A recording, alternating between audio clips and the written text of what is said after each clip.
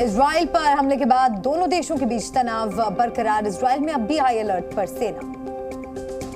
Israel की Iran को बड़ी चेतावनी, कहा 24 से 48 घंटे में करेंगे जवाबी कार्रवाई।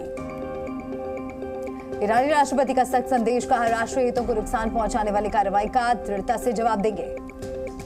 इजराइल में हमले के बाद ईरानी कमांडो ने दिया बयान, कहा हमारी सेना किसी भी हमले के लिए तैयार है।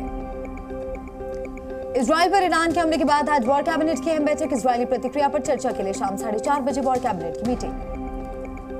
इजराइल ने ईरानी हमले के बाद इजराइल ईरान आए आमने सामने। यूएन की आपात बैठक में दोनों देशों का हुआ सामना।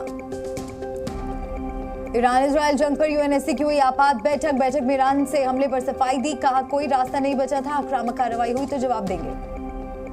यूएन महासचिव एंटोनियो गुटेरेस ने इजराइल ईरान से की शांति की अपील, दोनों देशों ने संयम बरतने को कहा। यूएन की आपात बैठक में चीन ने भी की ज्यादा से ज्यादा शांति बरतने की अपील। ईरान इजराइल से संयम बरतने का किया आह्वान। ईरान के हमले पर बोले इटली के विदेश मंत्री दोनों देशों से तनाव कम करने की अपील की। जापान ने की ईरान के हमले की कड़ी निंदा, कहा हमले से मौजूदा हालात और भी खराब हो जाएंगे।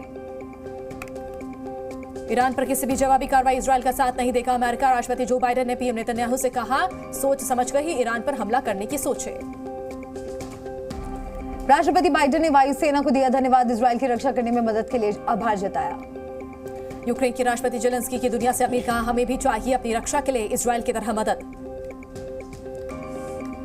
रूस यूक्रेन के बीच जंग तेज। रूस ने यूक्रेन के सैन्य ठिकानों पर किया हमला। जवाबी कार्रवाई में यूक्रेन ने भी रूसी सैन्य ठिकानों पर हमला किया। न्यूयॉर्क में चोरी की हुई गाड़ी की जांच के दौरान पुलिस पर फायरिंग, गोलीबारी में 2 अधिकारियों की मौत। स्पेन के एलिकांटे में पहाड़ों पर लगी आग बेकाबू, 180 लोगों को घरों से सुरक्षित बाहर निकाला गया। आग पर काबू पाने की कोशिश जारी। इंडोनेशिया में लैंडस्लाइड से भारी नुकसान, लगातार बारिश से लोगों की बड़ी परेशानी। इंडोनेशिया में लैंडस्लाइड से करीब 18 लोगों की मौत, 2 लापता लोगों की तलाश तेज। अमेरिका के एरिजोना में गर्भपात के अधिकार के लिए विरोध प्रदर्शन, महिलाओं ने हाईकोर्ट के खिलाफ उठाई आवाज। Z News।